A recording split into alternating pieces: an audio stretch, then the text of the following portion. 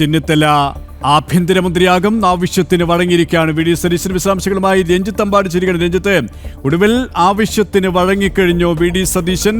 രമേശ് ചെന്നിത്തല ആഭ്യന്തരമന്ത്രിയാകുമെന്ന് ഉറപ്പിച്ചു കഴിഞ്ഞു അല്ലേ? തീർച്ചയായും രമേശ് ചെന്നിത്തല കേരളത്തിൻ്റെ ആഭ്യന്തരമന്ത്രിയാകും. ഈ ആവശ്യം അംഗീകരിച്ചിരിക്കുന്നു വി ഡി സതീശൻ.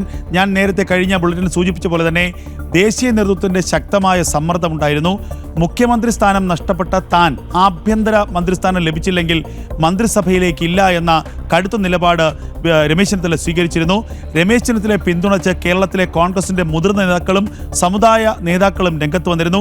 ഈ സാഹചര്യത്തിൽ വിട്ടുവീഴ്ചയ്ക്ക് തയ്യാറാകണമെന്ന നിർദ്ദേശം തന്നെയാണ് ദേശീയ നേതൃത്വത്തിൽ നിന്ന് വി ഡി സതീശന് ലഭിച്ചത്. അതിൻ്റെ കൂടി അടിസ്ഥാനത്തിലാണ് കഴിഞ്ഞ ദിവസം നടത്തിയ കൂടിക്കാഴ്ചയ്ക്ക് പിന്നാലെ ഇന്ന് വഴുതക്കാട്ടെ രമേശ് ചെന്നിത്തലയുടെ വീട്ടിലെത്തി വി ഡി സതീശൻ ചർച്ച നടത്തിയത്. ഈ ചർച്ചയിലാണ് ആഭ്യന്തര മന്ത്രിസ്ഥാനം രമേശ് ചെന്നിത്തലയ്ക്ക് നൽകാമെന്നും യാതൊരു തരത്തിലുള്ള എതിർപ്പുമില്ലാതെ മന്ത്രിസഭയിലേക്ക് എത്തണമെന്നും വി ഡി സതീശൻ ആവശ്യപ്പെട്ടത്.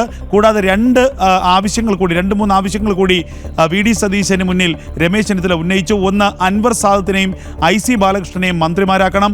മറ്റൊന്ന്, ജോസഫ് വാഴയ്ക്കൻ KPCC പ്രസിഡന്റാകും, അതിന് പിന്തുണ നൽകണം. ഇതിൽ എല്ലാ കാര്യത്തിലും ഒരു തീരുമാനം ആയിട്ടില്ല. അതേസമയം തന്നെ അൻവർ സാദത്തിനെ മന്ത്രിയാക്കാമെന്നും രമേശ് ചെന്നിത്തലയ്ക്ക് ആഭ്യന്തര വകുപ്പ് നൽകാമെന്നുമുള്ള കാര്യത്തിൽ ഉറപ്പ് ലഭിച്ചു എന്നാണ് ഇപ്പോൾ രമേശ് ചെന്നിത്തല വിഭാഗം പറയുന്നത്. എന്തായാലും വലിയൊരു പ്രതിസന്ധി ഒഴിവായിരിക്കുന്നു. ഇനി മറ്റ് വകുപ്പുകളുടെ, അതായത് മറ്റ് ഘടകകക്ഷികളുടെ വകുപ്പുകളുടെ കാര്യത്തിൽ മാത്രമാണ് പ്രധാനമായും ചർച്ച. അതിനുശേഷം ഇപ്പോഴിതാ KC വേണുഗോപാലുമായി വി ഡി സതീശൻ ചർച്ച നടത്തുന്നു. ഇവിടെ രമേശ് ചെന്നിത്തലയുടെ സമ്മർദ്ദതന്ത്രം വിജയിച്ചെങ്കിലും അൻവർ സാദത്തിനെ മന്ത്രിയാക്കണമെന്നുള്ള നിലപാട് വി ഡി സതീശൻ എത്രത്തോളം അംഗീകരിക്കാനാണ് സാധ്യത? പ്രത്യേകിച്ച് നേരത്തെ പറഞ്ഞതുപോലെ തന്നെ ലീഗിന് 5 മന്ത്രിസ്ഥാനം വേണമെന്നുള്ള കടുംപിടുത്തം തുടരുകയാണ്. അവിടെ ഏതെങ്കിലും തരത്തിലുള്ള ഒരു സമവായത്തിനുള്ള തുടർനീക്കങ്ങൾ പ്രതീക്ഷിക്കാമോ? തീർച്ചയായിട്ടും ലീഗിന് 4 മന്ത്രിസ്ഥാനം മാത്രമേ നൽകാൻ കഴിയൂ എന്നുള്ള കാര്യം കൃത്യമായി തന്നെ കോൺഗ്രസിൻ്റെ നേതാക്കന്മാരെ അറിയിച്ചു. അത് പാണക്കാട് ഹാളിലെത്തി അവരുടെ ലീഗിൻ്റെ യോഗം നടക്കുന്നതിനിടയിൽ തന്നെ വി ഡി സതീശൻ ചർച്ച നടത്തി. അവരോട് കൃത്യമായി തന്നെ പറഞ്ഞു 4 മന്ത്രിസ്ഥാനമേ ലഭിക്കാൻ സാധ്യതയുള്ളൂ. 5ാമത്തെ മന്ത്രിസ്ഥാനത്തിന് വേണ്ടി കടുംപിടുത്തം പിടിക്കരുത്.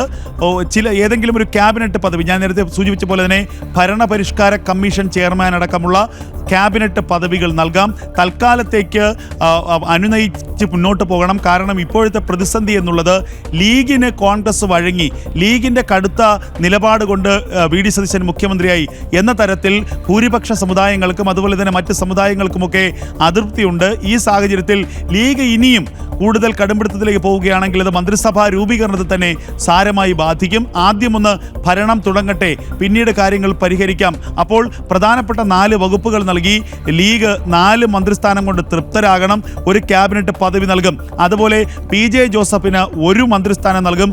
ഒന്നുകിൽ ഡെപ്യൂട്ടി സ്പീക്കർ സ്ഥാനം അല്ലെങ്കിൽ ചീഫ് വിപ്പ് സ്ഥാനം നൽകും. അങ്ങനെ PJ ജോസഫുമായും ഇപ്പോൾ ഏറെക്കുറെ ചർച്ചകൾ പൂർത്തിയായിരിക്കുന്നു. വൈകുന്നേരം ഒരു തവണ കൂടി ജോസഫുമായി വി ഡി സതീശൻ ചർച്ച നടത്തുമെന്നാണ് ലഭിക്കുന്ന വിവരം.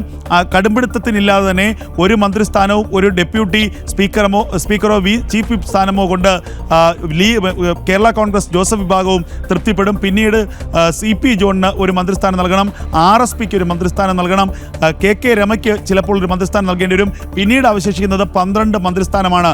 അതിൽ കൂടുതൽ മന്ത്രിമാരെ ലഭിക്കുക KC വിഭാഗത്തിനായിരിക്കും. KC വിഭാഗം 8 മന്ത്രിമാർ വേണമെന്ന് പറയുന്നു. ഒരു 5 മന്ത്രിമാരെ അല്ലെങ്കിൽ പരമാവധി 6 മന്ത്രിമാരെ KC വിഭാഗത്തിന് നൽകിക്കൊണ്ട് 3 മന്ത്രിമാരെ രമേശ് ചെന്നിത്തല വിഭാഗത്തിന് നൽകി. ബാക്കിയുള്ളവരെ വി ഡി സതീശൻ ഭാഗത്തുള്ളവരെ പരിഗണിക്കുകയും അത്തരത്തിൽ ഒരു അനുനയത്തിലൂടെ കാര്യങ്ങൾ മുന്നോട്ട് പോവുകയും ചെയ്യും. ഇനി അടുത്ത ആഭ്യന്തരത്തിൽ തീരുമാനമായിരിക്കുന്നു. ഇനി അടുത്ത ധനമന്ത്രി ആരായിരിക്കും എന്നുള്ളതാണ്. ഏറ്റവും പ്രധാനപ്പെട്ട നേതാക്കന്മാരുണ്ട്. തിരുവഞ്ചൂരുണ്ട്, K മുരളീധരനുണ്ട്, അതുപോലെയുള്ള സീനിയർ നേതാക്കന്മാരുണ്ട്.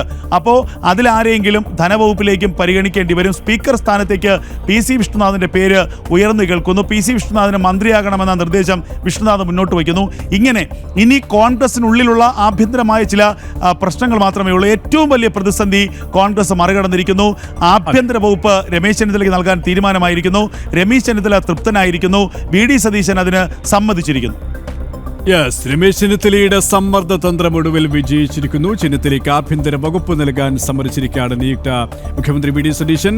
ഉറപ്പ് നൽകിയത് അല്പസമയം മുമ്പ് ചെന്നിത്തലയുടെ വസതിയിലെത്തി നടത്തിയ ചർച്ചയിലാണ്. അപ്പം ഒപ്പമുള്ളവരെ പരിഗണിക്കണമെന്നും ചെന്നിത്തല ആവശ്യപ്പെട്ടിട്ടുണ്ട്. അതിൽ ഒരു തീരുമാനമായിട്ടില്ല എങ്കിലും സുപ്രധാന വകുപ്പിൽ ഒരു തീരുമാനമായിരിക്കുന്നു. വലിയ ഒരു പ്രതിസന്ധി തൽക്കാലത്തേക്ക്